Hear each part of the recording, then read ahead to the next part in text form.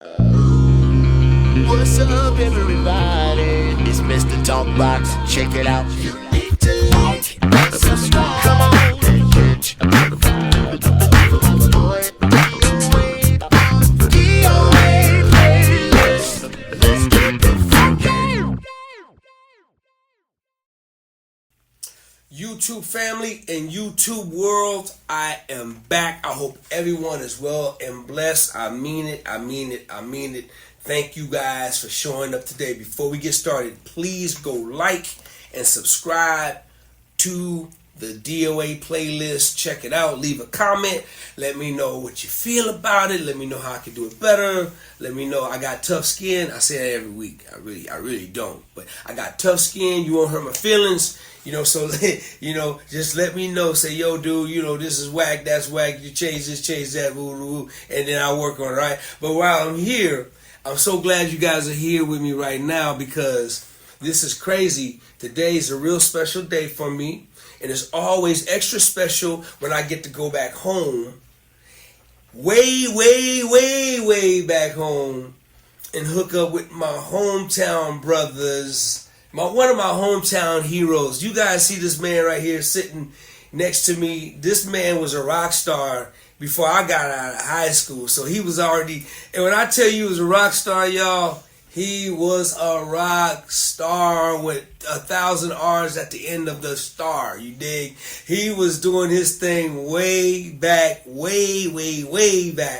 And I'm so proud of this dude, and I'm glad he's here with me today. He is my local Sacramento. Is it Sacramentian or Sacramentian? Sacramentian. I think that's what that. Sacramentian. I think that's the new word I've been hearing. Okay, so Sacramentian, you dig? He's my local Sacramentian brother from another mother. I love this dude to death, and I'm glad he's here. Just a wonderful producer, an incredible guitar player. You've probably seen him, heard him on 1,000 records. He's just an incredible dude, and he's busy. But I'm glad he's here with me today. Y'all show your love for this phenomenal young legend of genius of a guitar player, my brother, Mr. Kevin Chokan. Kevin. Oh my gosh! Wow. Derek, oh my God. Thank you. That's all right, man. I don't know what to say. Hey, bro. I don't know what to say. Salami bologna, I'll be whatever you want me to be, man. Hey, I'm listen. so happy to see you guys. I'm so happy to see you guys. Thank you. Thank you for having me. This is great. I appreciate it.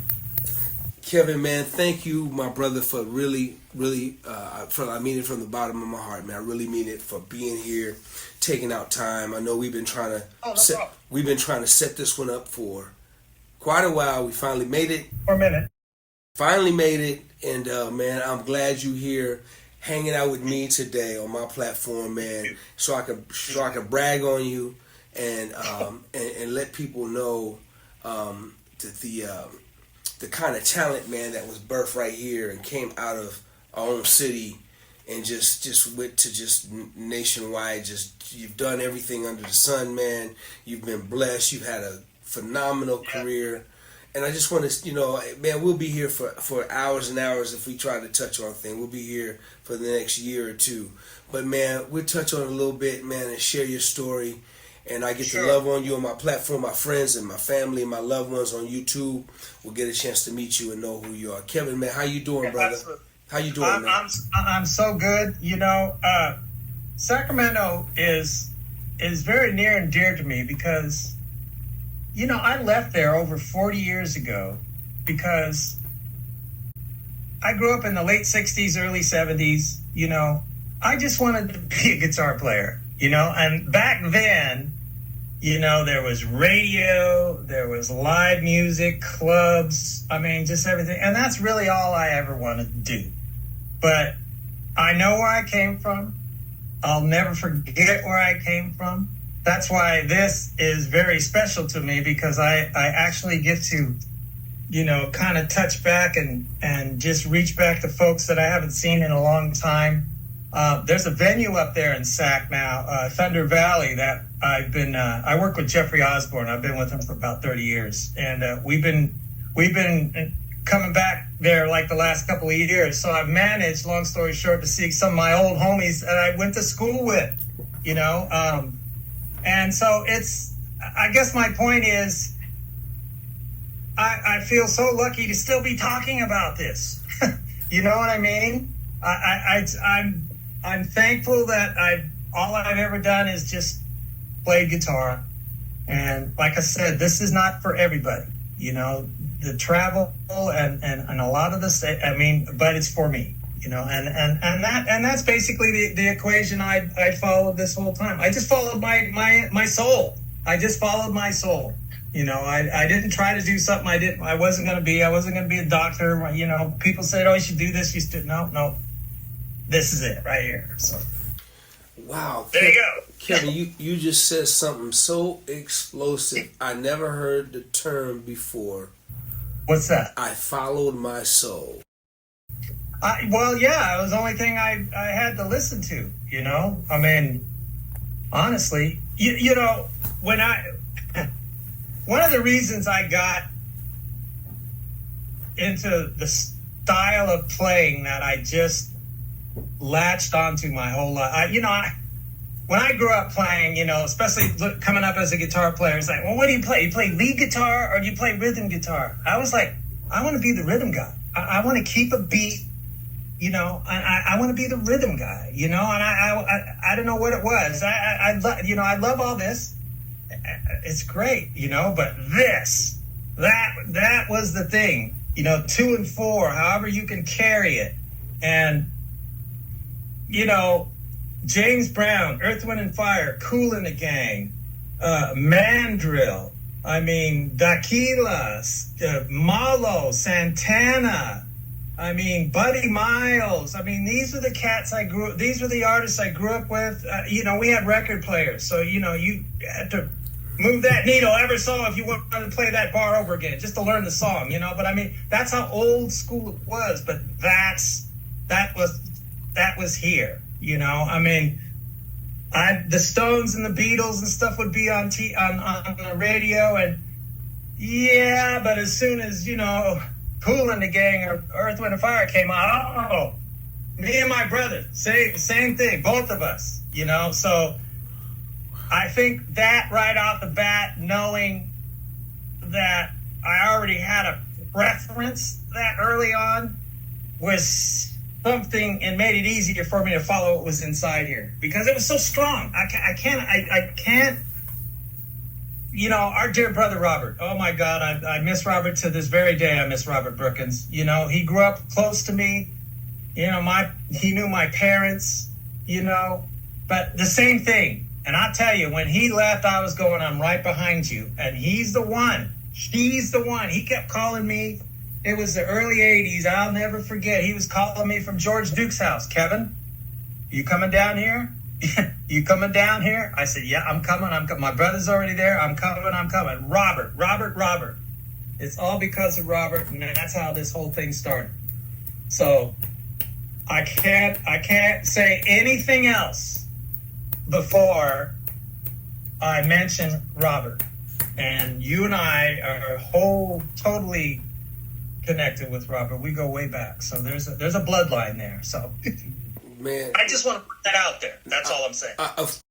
I'm glad you did. You know, we're going to even touch back on it even more before it's all over with, because Robert is the staple of Sacramento still to this day, man. For all of us, we owe him a great. We owe him just a great, sincere, just gratitude for everything he's done and sown, and the seeds he's sown in our life, in our generation. You know what's good? All the writing alone he did. I never realized until I got to LA, but he was pulling me on sessions for Dale Bosio and who knows who up at George's house, doing some stuff for George Howard, for Jeffrey Osborne. He wrote songs for all these people. Everybody. And his name, and see, that's the thing. Back then, we had albums, and then it went to CDs, but you can still see credits. You know, nowadays, you know, Jeffrey talks about it during the show. He's like, well, you got to digitally download one thing at a time. You don't get no credits or nothing. It's true. Right, You know? right. It's so, but man, still, I gotta go back. I can't get over that I'm line. sorry. Yeah. I can't get over that line where you said, I followed my soul. Because a lot of people walk in the Spirit all the time. We, follow the Holy Spirit. That's like what we hear. But for you to say, I followed my soul, man, that's, I'm telling you now, I'm going to use that because that's very, very powerful, man. That has a whole different, that has a whole different meaning. It cuts a little deeper. Because our soul, we all have a soul that we have to live with. The Spirit, a lot of people is not connected to the Spirit. They don't believe in the Spirit. They just, I don't know what it is, but the soul is within inside of us. So, I don't know. I think the soul is a complete blueprint of who you are. Not to interrupt you, but that's right. Who you are. Yeah, that's very powerful. Anyway, man, let's get off of it. Go patent that for somebody to write a song and make a $10 trillion off of it.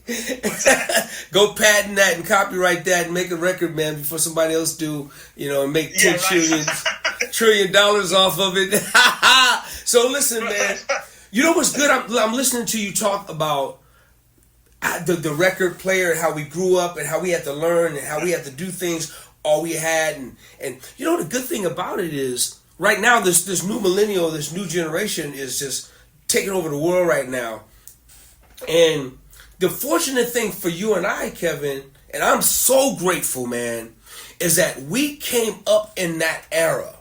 We came up in that time, and also God has spared our lives to where we got to see, we're living to see this new era, this new generation. And even long after we're gone, there's going to be a whole nother layers that's going to go on and on until God decides, okay, we're going to shut everything down. But we got the chance, and I wouldn't trade it for the world, man. We got the chance to experience that. And at that time, we didn't even know it was a hardship. You know what I'm saying? We was just doing it just to doing it. We didn't even realize, like I'm a digress, whatever it is. I'm gonna go somewhere else for 1 second. Let me stop trying to use fancy words and say I'm going somewhere else. Okay, you know what I'm trying to say. Don't laugh at me. I'm country.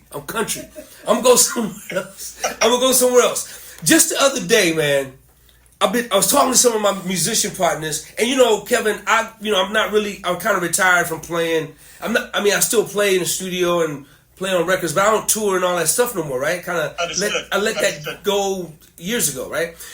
So I'm talking to these musicians, and we're talking about the click track, right? And we're talking about, the click track, and they're telling me, yeah, man, we got slates. I said, what the hell is a slate? What is that? We got cues, and we got this, we got that. I said, what? I said, what are you talking about? He said, well, we got where it tells you break down, turn around, fall out, all in, break, all out, chorus 1, 2, 3, breakdown, boom. So they're getting all this information in their ear, right? I'm cracking up. I'm like, you gotta be kidding me. For real, that's how they doing it. They doing it like that? They said, yeah, D, how'd y'all do it? I said, bruh. To me, it's so silly. It's kind of like having a traffic cop tell you how to play a song. It's you know what, Kevin, but it's for me, listen to me. For me, it's even beyond that. But Kevin, back in the day, we didn't have that, man. We had to memorize everything. It was memory. We had, dude, if you F it up, you gonna get fired. That's why the 2 or 3 months of rehearsal, 8 hours a day, 8 to 12 hours a day, 6 days a week with 1 day off, because you had to get that show in your memory. You had to click. And it had to stay there. It had to stay there. So I'm like, wow. I was like, okay, that's lightweight cheating. Y'all are cheating. Y'all got it so really? And it's like, D, how did you guys do it? I'm like, dude, we didn't have that. So what I'm trying to say is back then, it wasn't a hardship. That was just the way we had to learn it, right? But now when you compare it to what's happening today with these musicians, it's a handicap. It's like, wait a minute, with the way, because man, I couldn't do it right now. I would really rely on these cues and information. It would save my life right now because my memory don't work as good as it did 35 years ago. So I can't, so I would be thankful for the cues and for the whatever they call it, but the slates and all that stuff telling you when to fall out, when to come in, when to drop. Man, that is crazy. So back then, if they would have to do that today, it would be more of a hardship versus, everything technology has is laying in their lap. I'm not against it. I use it. Some shape or form, right? So it's just, and I don't even know, man, why I went off into this, man, all of this stuff. Right. But it's just crazy, man, because it just blew me away. I said, you guys are kidding me. I was like, man, and I'm just getting up on this like a few days ago, because I'm like, what y'all, man? How y'all doing it now? I'm like, breakdown, turn around, click, click, click, take the bass out, drummer, fall out, hit the click, do it, hit the bass drum, E flat, turn around, everybody stop. I'm like, you got this? Oh, I ain't gotta rehearse this show, really? Oh my gosh. Anyway, man. I just don't. I think at my age now, if I could just keep doing the kind of work that I'm doing now, I'll be fine, and getting back to, I've been working with Jeffrey Osborne, vocalist, this is my 32nd year. And, we're the same guys have been there all this time, and we're just old school. We don't want to use tracks. He don't want to use tracks. And thank God. That's all I can say. Kevin, before I want to back up. Kevin, as a where did it start from you? We all know you're from Sacramento, California, correct? Oh, where did it start for me? Yes, where did it start for you, man? Well, I will tell you this. I was in it was the summer, but I don't know, don't ask me how I remember this. It was the summer between the first and second grade. What is that? 1960 something, early 60s. Back then, we had obviously no cell phones, no internet. We had a television that sat in the living room floor with 3 channels on it, all in black and white, and I was the remote control, right? Kevin, get up and change the channel. Every Sunday evening, we would sit down and watch the Ed Sullivan Show as a family, okay? I remember seeing the Supremes, I seen various groups, but I saw the Beatles on the Ed Sullivan Show. They made that debut performance on there. And the thing that registered to me, not only was everybody just captivated by them, but they had on suits, there were guitar players, and they were singing and playing live, by the way. And I was just mesmerized. And at that very time, I had just started, and I grew up in a public school system, and I wanted to learn how to play guitar, but band didn't have guitar. So I started taking guitar lessons, okay? After I saw the Beatles, I'd been taking lessons, I don't know, maybe 3, 4, 5 months, not long at all. I was, halfway through the book 1. And that was it for me. And that's how it started. And before you know it, by the time I got to junior high school, I was playing some of my dances there. And the very first band I got into, which ended up being a band I stayed with for a long time. I kind of grew up with these guys. I was, 7th, 8th grade? These guys, all brothers in their later 20s. I think one guy was maybe early 30s. So that was a big stretch for me, right? And we did nothing but Kool and the Gang, James Brown. We did it. And I was the kid with the wah-wah pedal. I could play Shaft. You're hired. Great. That's how it started. I mean, actually, as simple as that. These guys snuck me into the club. My parents are like, if I got to wake you up to go to school, this is over. Well, fast forward, we end up rehearsing in my parents' garage for years. My parents would have little barbecues on a Sunday night. Hey, Kev, get the guys together. Come on over. We'll have a party. fast forward years later, I'm playing clubs all over town. They get their friends together, buy dinner, drink all night, tip the band. So it was a great environment for me, you know. It was just a great, and I don't know if I'm getting off base here, but I'm just trying to paint a picture like you were asking. No, so, you're perfect. You're perfect. Let me ask you this. And by the way, if I might add, I'm seeing text on my screen for my brother and sister. Today is my father's birthday, and I want to say that on the air. Happy birthday, Daddy. We love you. Rest well, sir. Rest well. Yes, rest well, Dad. Rest well. Anyway. Let me ask you this, because we're in a good place. How did you meet the great Robert Brookins, man? How did that happen? How did I meet Robert? Okay, going back to like we're probably now around the later 70s, and you know back then live music and clubs were everywhere. I don't care what town you grew up in. I mean, we go to these towns now, and sometimes we'll go after the show to a club. There'll be a band playing. They want us to get up and play. So, but back then it was everywhere. I remember back in Sacramento, Old Sac had just opened up. Okay, so there was clubs. So I had a band, Robert had a band, there was a couple other bands, and when we were on break, we'd go see each other, you know? And Robert ended up, he started coming in, sitting in, he'd come in and play drums. Oh, let me play the bass. You know, he'd just come up there, be the guy that can just do it all. And sing. Oh my God, just sing a song, Robert. Just sing anything, we don't care, just sing something, you know? So Robert was that guy. And that's kind of how I got to know him. And then come to find out that my parents and his parents kind of lived close together. So when we started doing, and I'm going to even go back before the club thing, when we were a little younger, the only gigs we could really get were like high school dances and proms and things like that, right? Well, we used to do these dances with Little Robert and the Fondells and my band, which was called Lacoste. So it was a night with Little Robert and the Fondells and Lacoste, two bands, right? That's how I met Robert. He was a kid, right?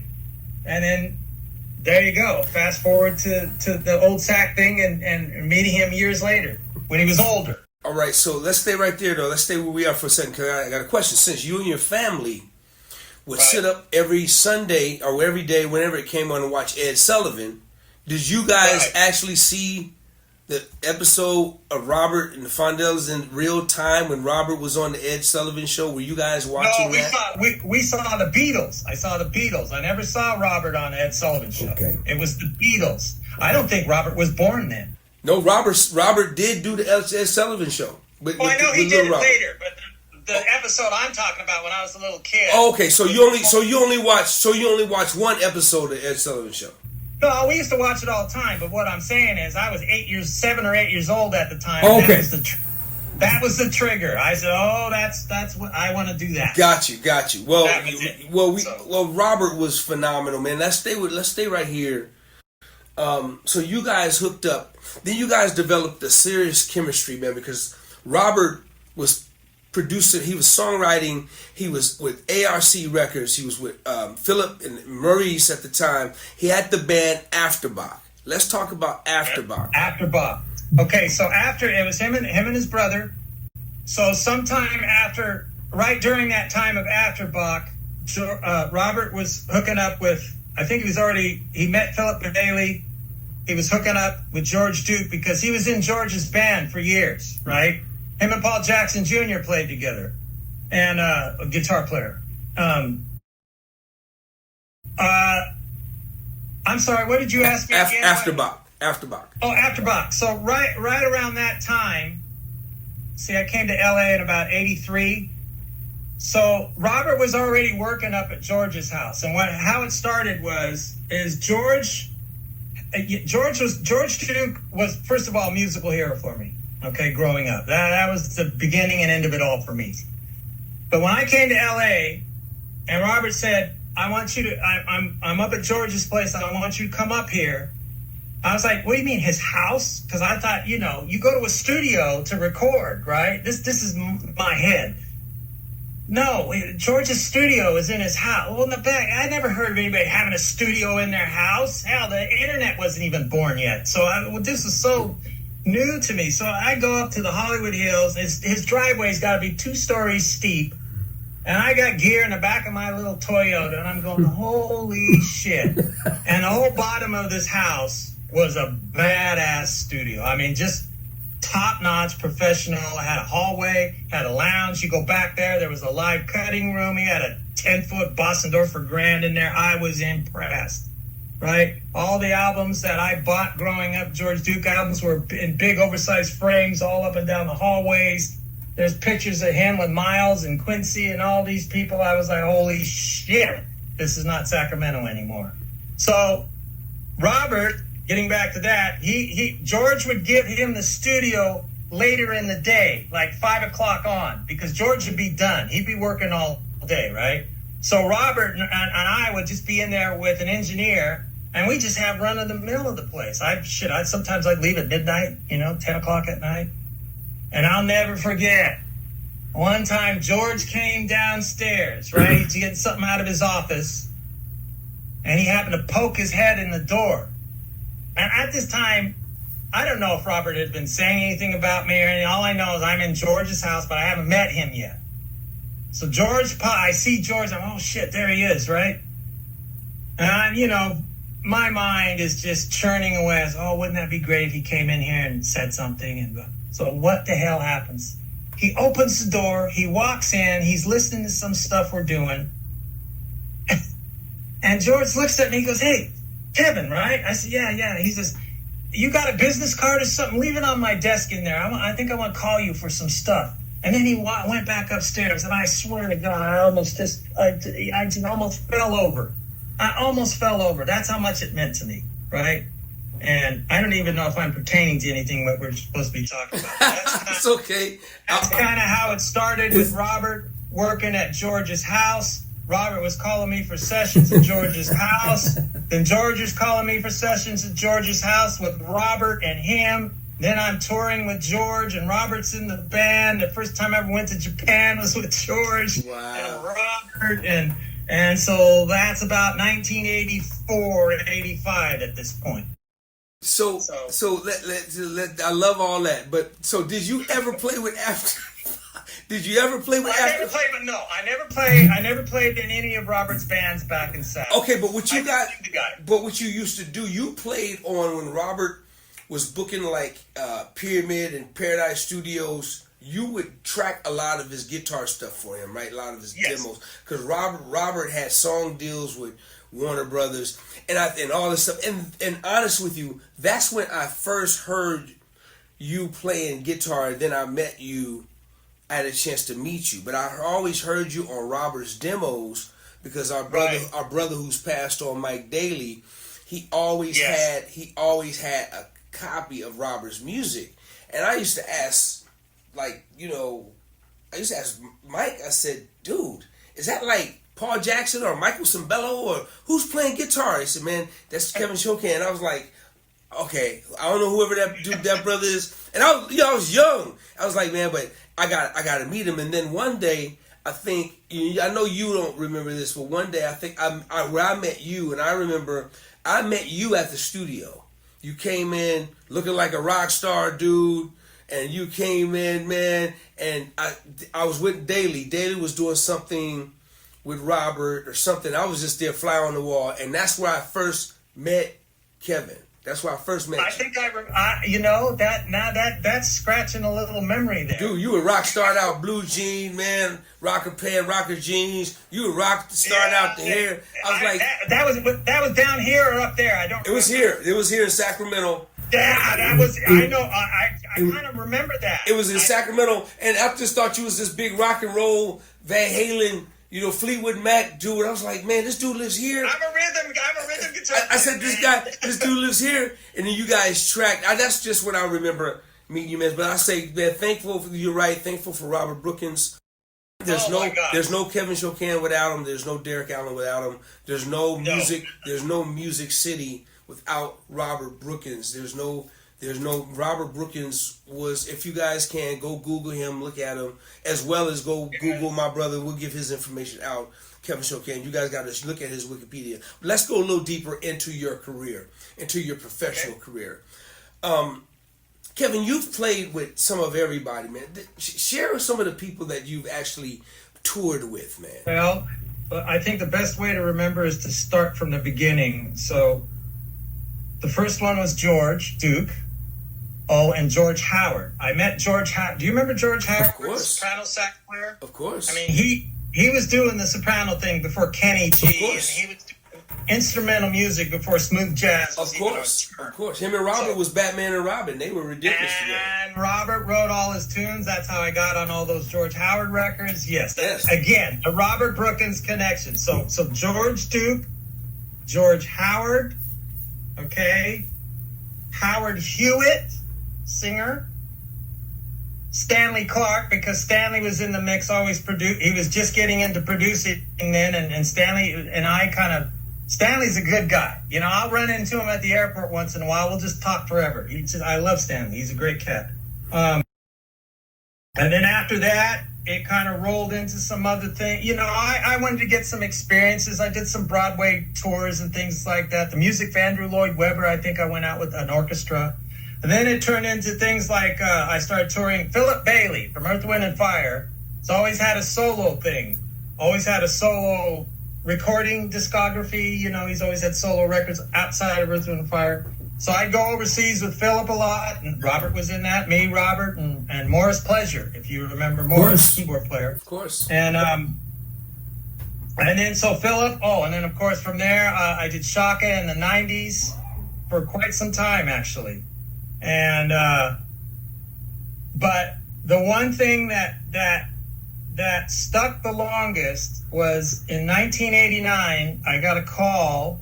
And I was kind of blown away about this. How did you guys find me? I got a call from the Diana Ross folks, okay? She was looking this is 1989. She's looking for a guitar player. And I don't know why they said this to me on the phone, but it scared the crap out of me. They said, she's already gone through 30 auditions and she doesn't like anybody. Oh, well, thanks. You know, I needed to know that right now, right? So anyway, I went to this audition, and it just so happened it was late in the day, so I was the last guy. I was the last guy, period. Right? I don't know who was there all day. I pull up my little Toyota, I pull my amps out of the back, I set up, and there's a music stand with charts. I'll never forget this. I didn't expect that, but it was cool. And guess what the hell they were looking for? They had a bunch of guys that could come in there and solo all day long. But, you know, Diana's gig, I'm here to tell you, it doesn't feature guys in the band. It's about the music of Motown and Diana Ross, the artist, okay? You have to, you kind of have to get into that mode. So when I saw these charts, they're chord charts. There's no lines written out, anything. I'm going, oh, this is perfect, right? This is me, And it's just, and what is it? What was the first chart they put up? It says on the top, guitar, skank freely. You know what that means to a rhythm guy like me? Oh, shit, let's just take the locks off the door and go. Let's go. So we got about halfway down that chart and again, stop. I was like, oh, fuck, I'm out. I'm ready to pull my shit out. They said, rehearsals start in London in 3 weeks. Can you make that? I was like, are you kidding me? You don't want me to play anymore? No. And that's how that happened. And the only reason I'm saying that is not to say that, I was great and I came in there and kicked ass. No. It was the simple rhythm playing. 2 and 4, no Jazz Olympics, no, none of this. They just want, the person in the front, you know what? The person in the audience is kind of like the person you're playing behind. They kind of have that same, you know what I mean? They don't know how good you are, honestly. They just want to hear it played good. Does that make sense? So, here it is. It's all blah, blah, blah, blah, Man, so that is crazy. Wow. I'm just following what's inside. That's all I can say. I can't make this up. I just got to go with what's here. That's crazy. So when you did your audition, was Diana there for your audition? Actually, no, and that was another thing that caught me kind of. I thought, oh, she's going to be there, and you know how you hear things, and I didn't know shit, you know. No, she wasn't there, which I was kind of relieved, and that's why when they stopped me, they said, well, we got real rehearsals starting in 3 weeks in London, and we're gonna rehearse for 5 weeks before we go out for 3 months. So this is a commitment. And I remember 1989 to 1991, I was probably on tour with her probably 80% of that whole time. We were everywhere. That was the first time I got to leave. I felt like I left the planet. I've been to places Russia. I never thought I'd go there. And that was back then, it was different, you know, way Far East Asia, you know, all over Europe. I've never been all these places. So that's how that started.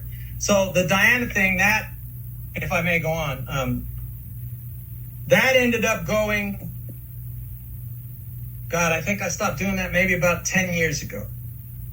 And the whole time I was doing that Diana Ross gig, you know, she was that I always put that gig on top because, you know, that was my W-2 gig. That was, you know, that's the official, you know, payroll gig. But the other things, like Jeffrey, I'm still with Jeffrey, so I've been with him the whole time there. Reason everybody loves Jeffrey so much is if you got something else to do, he'll let you go, you know. And that is a unique situation. That's hard to find. You certainly won't find that unless you're in some kind of an old school situation. Right. In my humble opinion. Today, everything seems to be way too disposable because what? We got slates. Anyway, so yeah, that lasted, what was I saying? Oh yeah, that lasted for about 26 years. Wow. So I'm pushing a particular age now. So I'm just honestly, Derek, I'm moved by you asking me to even be here with you guys today. And I'm certainly moved by sitting here knowing that I could still get on a plane tomorrow and do a show and come home and everything's groovy. You know, I'm blessed. My mom and dad, thank you, Mom and Dad. I know they're watching gigs. They're up there with Robert. And George and everybody else, man. So many. So many. Everybody's up there. Mom and Dad are going to their gig. Before we move away from the Diana thing, I got to ask you this. How was your experience working with her for the whole 20 plus years? I'm going to tell you something about Diana Ross. I love Diana Ross to the end of the earth. She was very good to me. There was some things on the road. We had some emergency situations, and not only was she there, but you know, these are the kind of things that nobody ever hears about. But I'm here to tell you, she's a human being. She's a good person, and she was great to me. And I thank her for being able to buy a home. So I don't have anything bad to say about her at all. Love her. Kevin, I still get, you know, the guys still keep in touch with me. You know, we see each other on Facebook. They're always sending me pictures, and you know, I think they just did a show at Red Rocks up there, over there in Colorado. That's a nice, beautiful venue. I love that place. So after you did your run with Diana, is that where you started with Jeffrey, or what was it? Well, that's what I was saying. I managed to be able to do things simultaneously, and looking back, it's probably the way I was able to make all this work, right? Because if you have downtime with somebody, you better have that downtime full. You know, otherwise you got holes in eyes. Like, no, there's got to be a way. Yeah. I've seen guys do it. There's got to be a way. So that to answer your question, when I was doing Diana, I was also doing Jeffrey. And if Philip had something, Philip might have 2 weeks or something. I was jumping. I was just jumping, and that way, and thus I was always gone. See that there, and here we go. So got you. So now let's talk about Jeffrey, man. Let's talk about Jeffrey because I you know, are you MDing Jeffrey?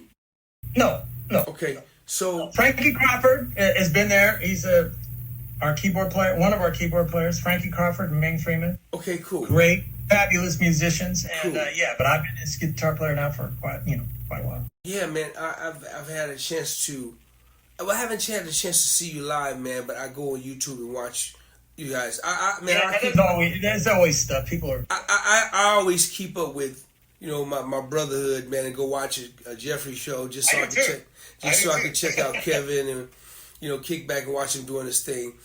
Now, the touring aspect is one thing, but you're also involved with a couple of co-writing, a couple of producing things. You guys in the studio together doing things at all, or have you? Well, the last, I would say, God, I don't even remember how many records I played on of his up to this point. There's a lot, because he has a really nice studio in his house too, and so he's able to work in his house just like we used to work at George's house. So there was a stretch of time where we were in there recording a lot, and Jeffrey would pull in the guys from the band to play on the records. So as far as any kind of, there was a few things we'd write together as a unit, because there was a period of time where we were tracked as a unit. A drummer, a bass rig, a guitar rig, 2 keyboard players set up in the same room. You know what I mean? Like real. And then he would give us writing credit for that. And then there was many times, he would just call me and say, just come over. I'd bring like 5 guitars and I'd be at the house all day, And now Jeffrey's son, Jeffrey Jr., he's a good guitar player. And he's been our front of house guy forever, but he's also a great recording engineer.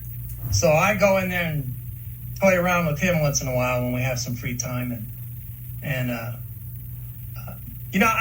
gotta say, as I'm spilling all these words, I gotta say something about myself. And I'm very, very, and I don't forget about this or lose it for a minute. I'm very, very lucky to be sitting here right now in this capacity as a musician, and I'll never forget that. So, being able to share these stories and stuff, I know they might sound like they're super important to me, but they really do have some meaning. And like I said, I have to say that I really appreciate being here, because nowadays, like you said, with the young crew coming up, I don't know if they even start with any kind of appreciation for the art form that they're starting with. You know what I mean? They're just worried about getting to the end from the beginning. But, write it. Don't be guided by software. I don't know. I'm getting off tangent here. All I'm saying is I'm still blessed to be here as an old-fashioned guy. Well, that's what the platform is about. It's about, people getting to know Kevin Chokan, but from a sense of, not just from seeing you on a stage, but from a sense of going be up underneath the lid and everything you got to do. You can't say nothing wrong on my platform, man, bro. We having a conversation like we do, and we just bringing people in. We just and we have editing, right? And we have editing. Yeah, but we have editing, but there's I may take out some of my gibberish, but no, dude, everything you're saying is very, very important and good to know. You're thankful. Am I making any sense? I hope I'm making some sense.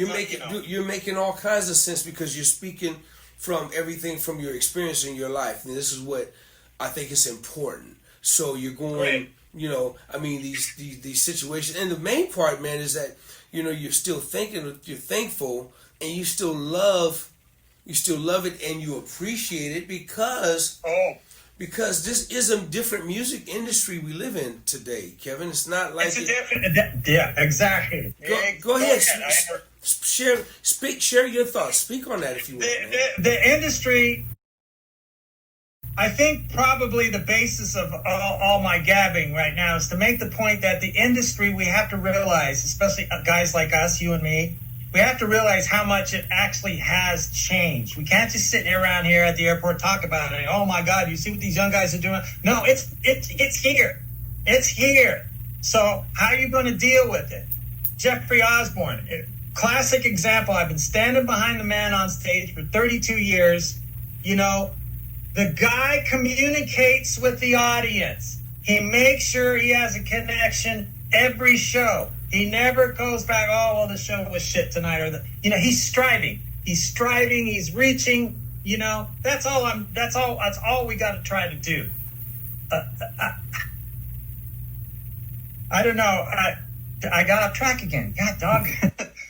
We were talking about the connection. We were talking about the music industry, how different it is right now. Oh, yeah, and how different it is. And now, people, if you don't have a bunch of lighting and dancers and all this eye candy, it seems like they're really not interested, I want to go to a jazz show. We did some shows last summer with Herbie Hancock. Huge festivals in Mexico, down in Mexico, on the beach. And you got artists all day long. R&B artists all day long, and, up-tempo kind of stuff. Herbie comes out with his band, and it's all acoustic, and it's just, he's playing a fucking huge, excuse my language, nice, I don't know if it was a bossa nova ball, a nice grand piano, outdoor, nice setting, and people were just, and these are older folks too, and you would think that they would appreciate it. It was just kind of going here. And then Dave Codd's got on right after him. Everybody was on their feet. And nothing bad. I love Dave. We do shows with him all the time. But I'm just saying, the tradition now seems to be, you had your day. Now it's time for us. But here's the thing. The time for us better be good or better than what you put away, or I'm going to bark. You know what I mean? And that's just kind of my point. I don't feel bad about maybe being a bit critical because I can back it up with working with somebody like Jeffrey. Jeffrey don't use no tracks. Jeffrey, shit, we're on the road. We're in the gym. You know what I mean? At the hotel gym. We're not in the bar drinking every night. We're taking care of it because we know people are paying money to see you. You don't want to blend in with the crowd. That's what I'm saying. You walk into a room, if you stand out, well, good. That's what I'm going for. So let's stay right there, man. Let's I'm not going to keep you much longer, but keep me as long as you want. Let's get a little deeper into. So what's your thoughts on because like you said, man, we're from the old school. We've done things a certain way. Now there's a new way of doing things, and things is kind of handed down. And what is your thoughts with?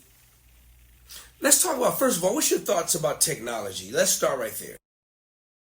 I think technology is a wonderful tool. I think it's a great tool, but I think we really got to be careful with abusing it.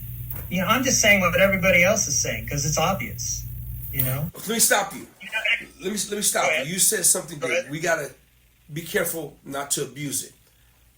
Yep. Let's talk about abuse of technology when it comes down to live performance. And I want to get your take on it because you mentioned it. Well, give me. Let me ask you this. Give me when it comes to live performances. Give me what is abusive when it comes to technology and what's not abusive when it comes to technology. Well, I think you might want to split that into two schools too. Is technology viable or is it not, period? In other words, like I gave you that little story about Herbie. Herbie ain't going to come up there and play Watermelon Man with a percussion loop to update it. You know what I mean? To make it sound more like I say, he's gonna play it like it was recorded back in the early '60s. Right. Okay. Yeah. Okay. But check. Let me stop you. That's good. Let's talk about. Right. You're right. 1,000, 1,000, 10,000%. Right.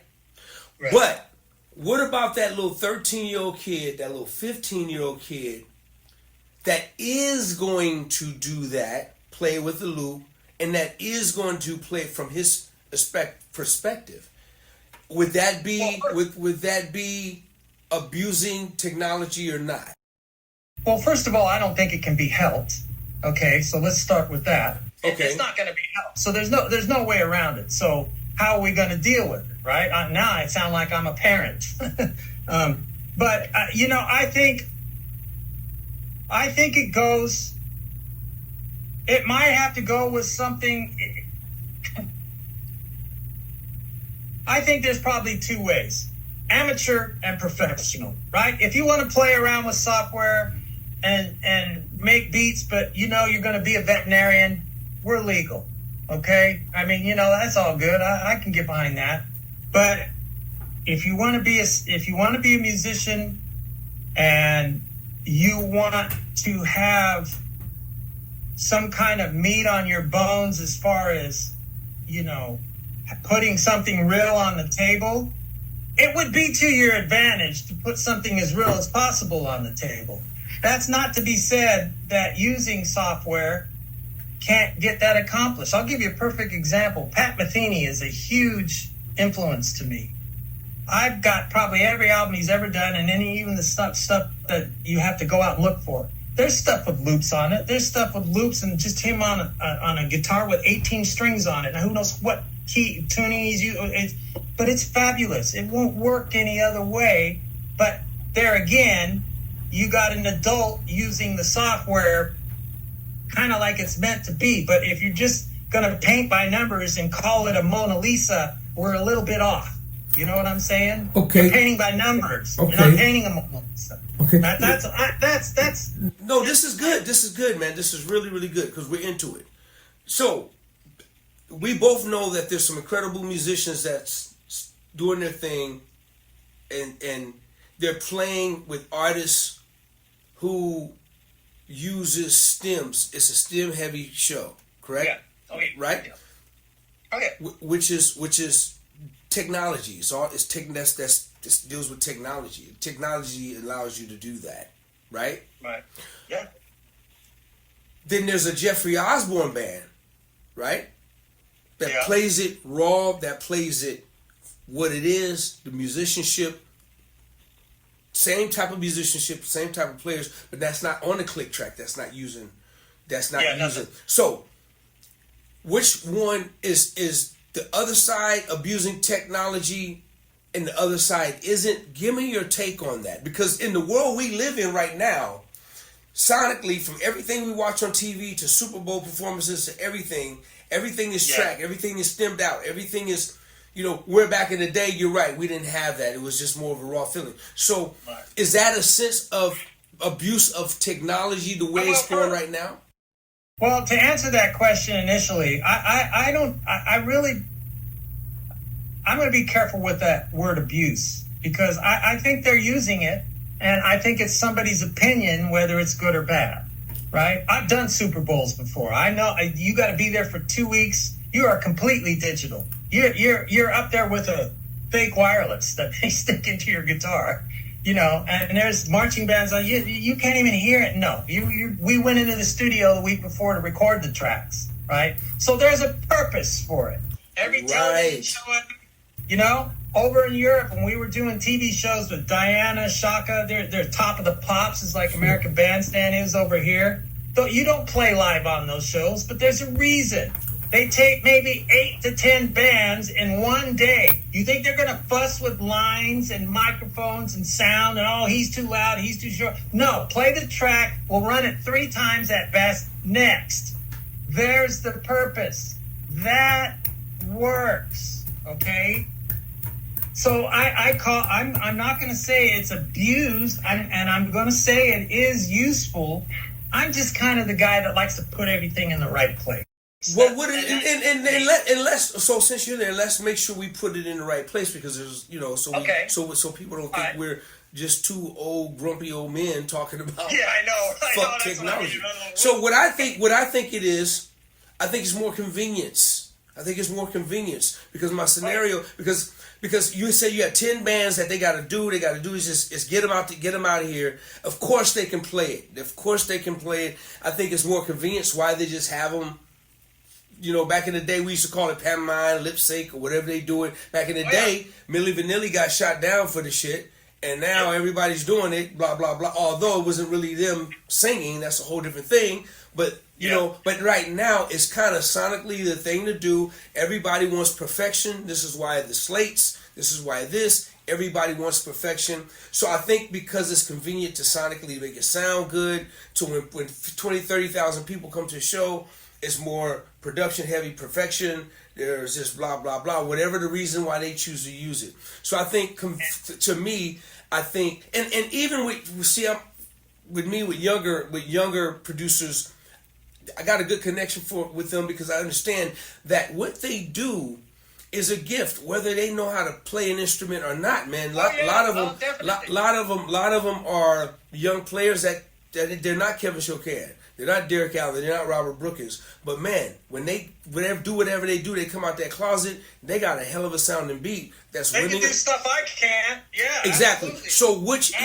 So which is a gift. But some old grumpy old dude is gonna just come and tear him down. Oh man, you don't know. Back in my day, youngsters. So I'm totally 1,000% against that. So I like the fact that it's more. They do things that are more convenient because man, we both know some of the baddest players in the world that's playing with artists that's tracking stuff. That's playing, that's using track. Even hell, man, even Prince.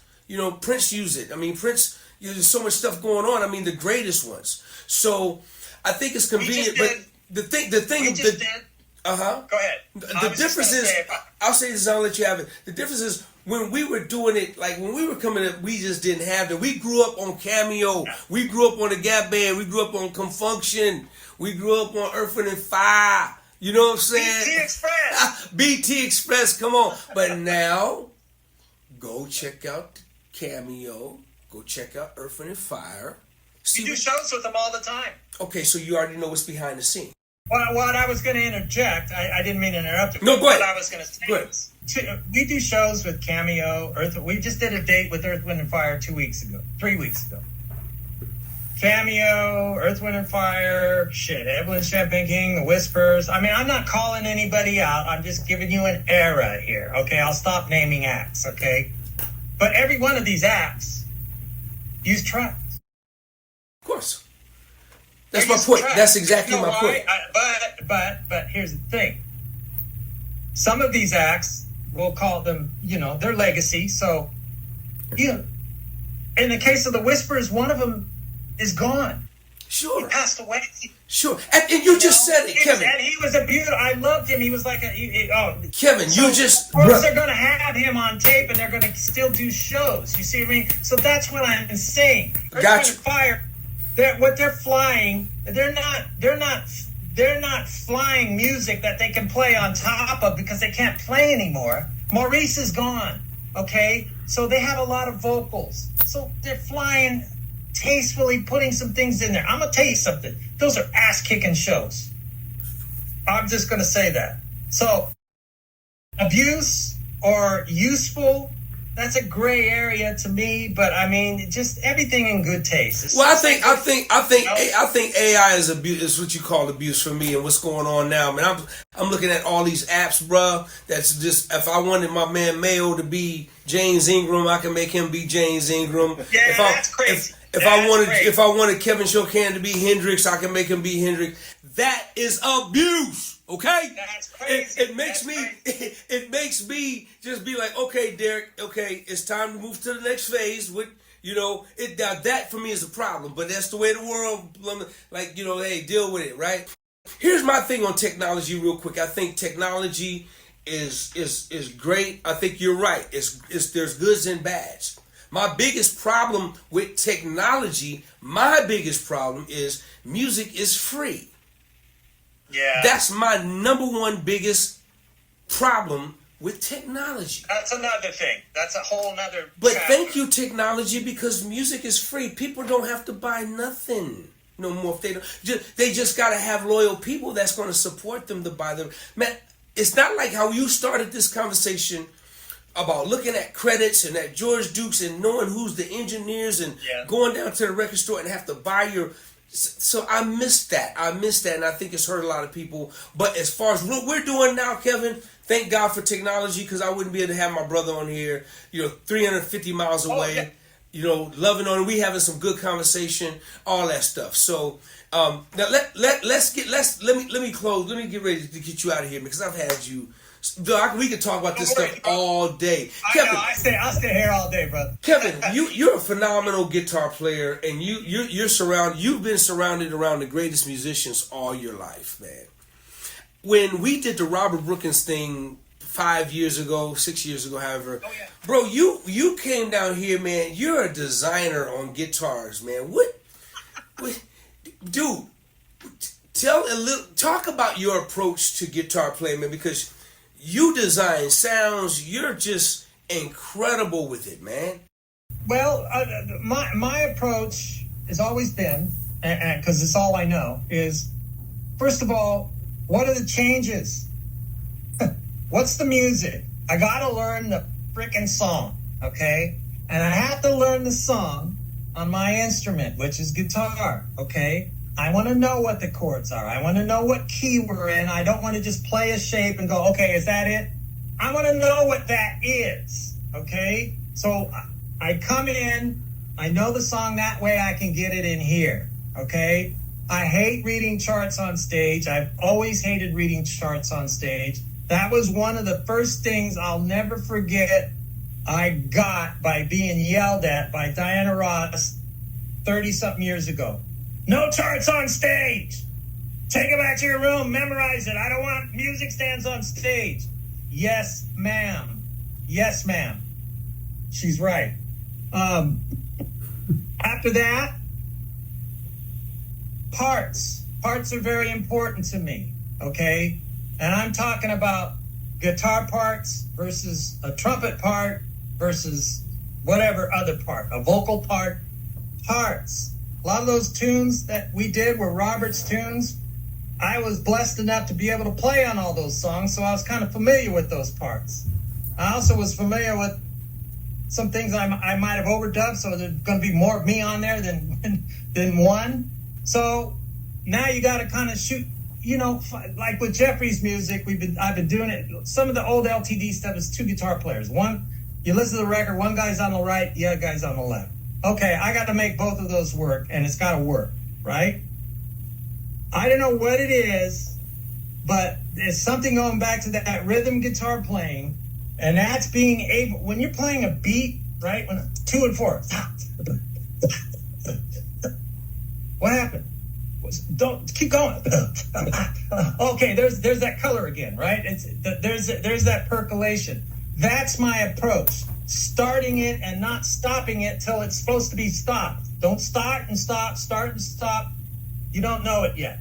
Learn it so you can get it top to bottom. Let's smooth it out. Let's start ironing the shirt. Let's get all the wrinkles out. So by the time we get to the end of the week of rehearsals, we should be running tunes, not running parts in the tunes, right? And that all comes down to, before guys show up, learn your parts. Take those charts, if you have them, and get them up here. That way, when you're at rehearsal and somebody says, don't do that, you don't have to go, don't do what? What bar was that? Oh, my God. Oh. See, down here, I'm gonna tell you something right now. Down here, that wouldn't last long. It just wouldn't last long. I mean, I can throw a rock as far as I can throw, and probably hit 8 more guitar players that are badass. So beware of that. See, and that's another thing I think I needed early on, was I needed that fire under my feet constantly. Don't go here, stay here. Right? I like that. That's just me. Kevin, man, you just dropped. One of my last final things was going to be: is there any advice to young guitar players that's coming up? But dude, you still made. You can stack on top of that, but what you just laid out, brother. Oh my goodness. If I was a young guitar player, I would listen to some of that. I would listen to some. Brother, it's beautiful. I mean, you nailed it. You absolutely nailed it. Well, listen, I'm gonna tell you something, Derek. Let's just be honest here. I'm blessed to be around the guys I was around. thank God I listened to them. You know what I mean? I heard what they were saying. Every time George Duke opened his mouth, I was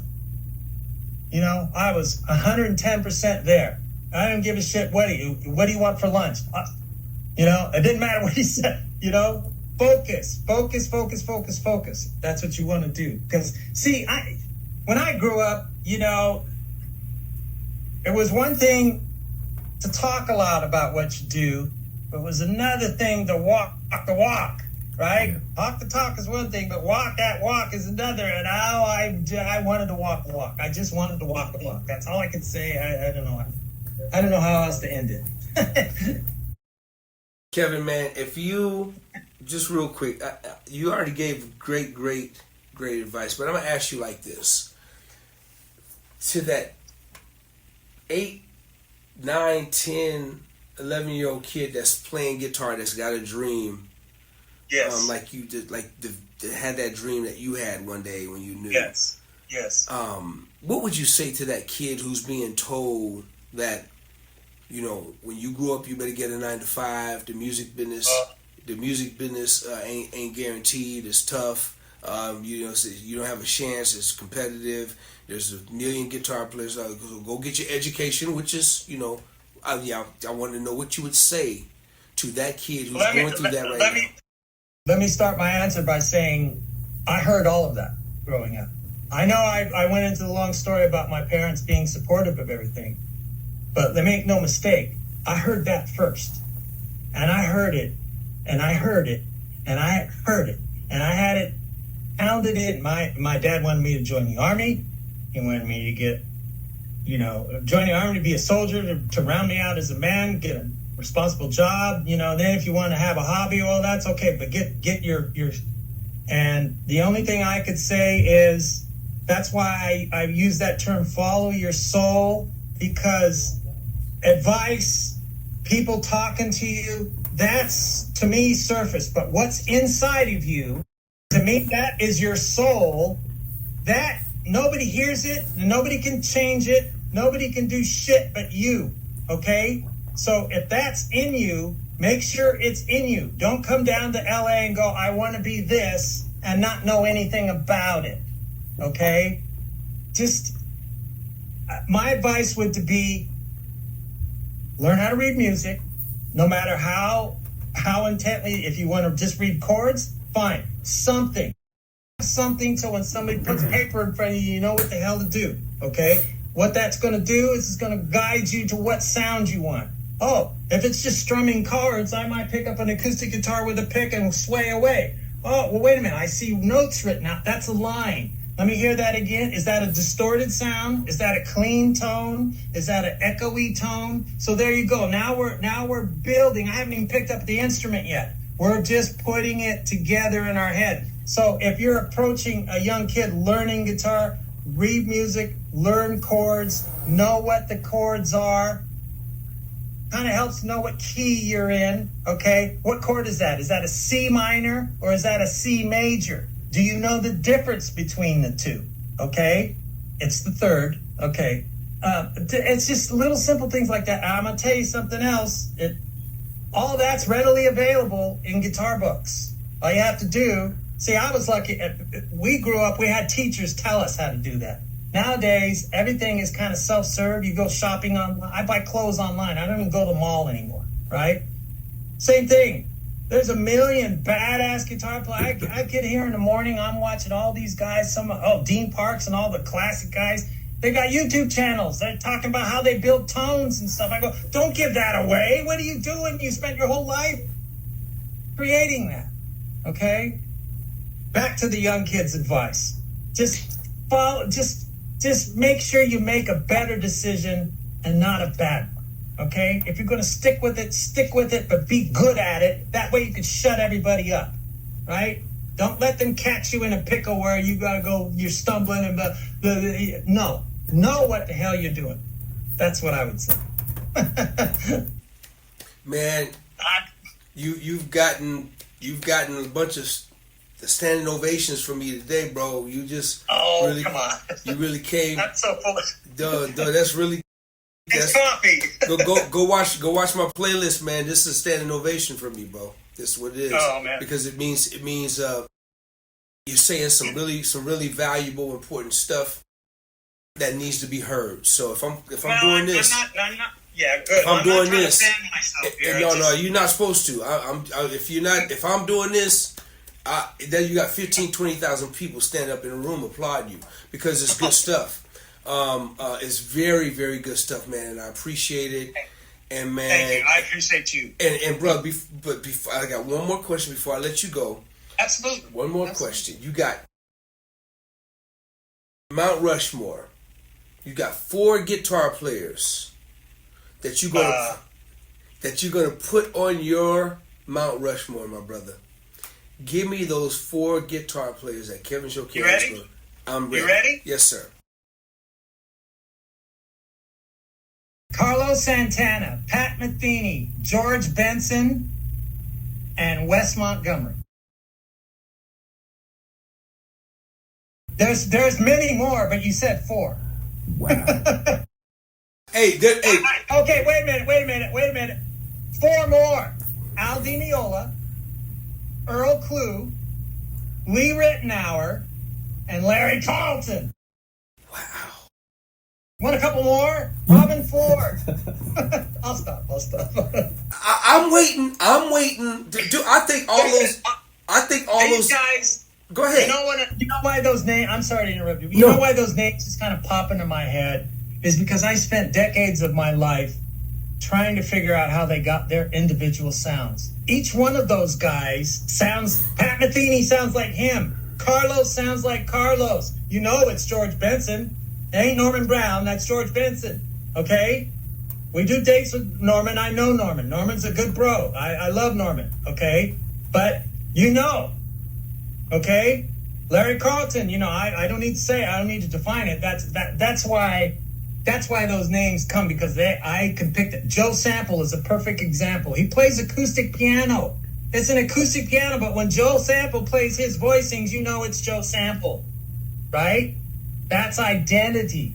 That's the thing I was hungry for my whole time. Carlos Santana and George Duke were so larger than life to me because every time I put on their records, I knew who the hell I was listening to. And I love that. I just love that. To this day, I love that.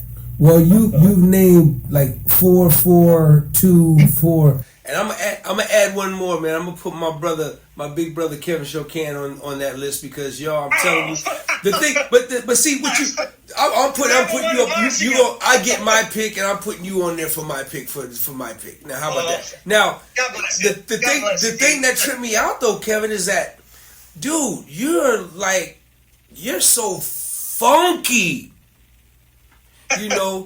I didn't hear funk. I didn't hear not one funk guitar player in your list.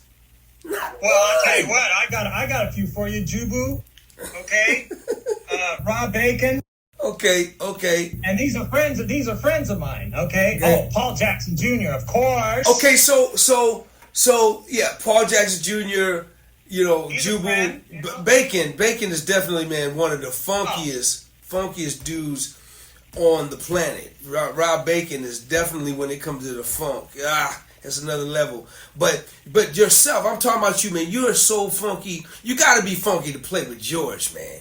Come on, man. Yeah. Oh no. You know what I'm saying? It don't get no funkier than Mr. Duke, man. So listen, I wouldn't feel comfortable walking into that situation if I know I didn't have some of that. But at the same time, I understand what you're saying, and I respect your 4 because of the fact that they're all just different. They have their own thing. They're all diverse players, individuals. Yeah, and to me, I think that's the most important thing that you could ever be as a musician. Try to just find your own sound. Try to be you. Don't try to be nobody else. So I respect that. Kevin, man, tell everybody how they can follow you.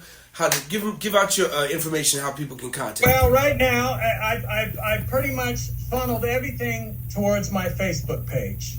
My Facebook is just all about my music, my career, and everything I do. So I'm posting on there regular. I was up on Instagram for a while, but I'm just going to stick to one. And so Facebook, you can find me, look me up. If you know how to spell my name, Chokan. So is it under Kevin Chokan? Yeah, it's under my name. And oh, by the way, my last name is Chokan. Everybody got that? Cool. A lot of people use a C, so that's all I'm saying. Right. So anyway, go ahead, D. I'm sorry. No. So no, cool, perfect, man. So, hey, man, I really appreciate the hang. I do too. I really appreciate the hang. Dude, it's just so good, Kevin, to hang with you on this thing here, man. And because my goal is to get some of my most faves, and then of course get my homies that I was raised around and watched. You're definitely one of them, man. Good. So I'm just tackling, see my homies here, they've been patient with me because I see them every day. So they're not bugging me. So D, come on, D, they're just patient, man. So I'm glad we finally was able to get you because you pretty much, you LA'd out. You Hollywood. You in Hollywood at an early age, man. Listen, man, I'm on a plane at 7 a.m. We got a show in North Carolina tomorrow, so we're rolling. Good, man. Good. Well, I'm thankful. Trust me, I'm thankful. Listen, Kevin. Oh, I gotta ask you this, man. Is there a Kevin Chokan project or album or anything, or is there going to be? There's got to be. I'm working on it. Okay. Trust me, I'm working on it. And here's the reason why I say I'm still working on it. I kind of, when you after all this time, and you say, listen, I'm gonna do project. I'm gonna do my own. And I know a lot of guys like me. We all say that. But I start listening to stuff. I got stuff here in the can, and I just said, you know what? I'm gonna start completely over. And I went back to my roots, to my beginning. I got two things in the box right now that start out like some old Sly stuff, and that's all I'm going to say. All right. And so I'm putting together something like that. Okay. And I think it's going to be great for rhythm. It's definitely a rhythm guitar kind of a parade. Cool. So that's all I'm going to say about it all right. now. All right. We'll leave it right there. We keep them in suspense. And you'll be the first. I'm going to send it to you. Don't worry. When we get done, because I need some bass. Hey, whatever you need, man. Please holler at me, big bro. I got you, man. I'm gonna send you some stuff. Trust me. I can't wait to hear it, man. I'm so excited. I'm happy for you, man. Continue success, my brother. Continue success, man. You're the perfect candidate that somebody should really follow and support as a successful musician in the music industry and as a guitarist. Like you said, man, all your life you made your living playing guitar. You're still doing it, man. At this age in this new music world, and brother, I am really happy for you, man, and very proud of you of what you represent, man. You've always been a great dude. And love you, man, and keep on doing your thing, man. Keep doing your thing. I love you back. And listen, Sacramento will always be my home. I'll never forget where I came from. And we'll be coming to Thunder Valley sometime next year. So I'm going to get all you guys to the show, all right? Right on, man. Everybody, listen. We got tickets for y'all. So, everybody, listen. Do me a favor. Follow this dude. Check him out. Keep up with it. Keep up with their calendar. And I'll be posting shows too. I always do. So that's how he'll be posting his shows. Y'all follow him, support him. Go Google this dude. Look at his Wikipedia. Go really get to know him even deeper.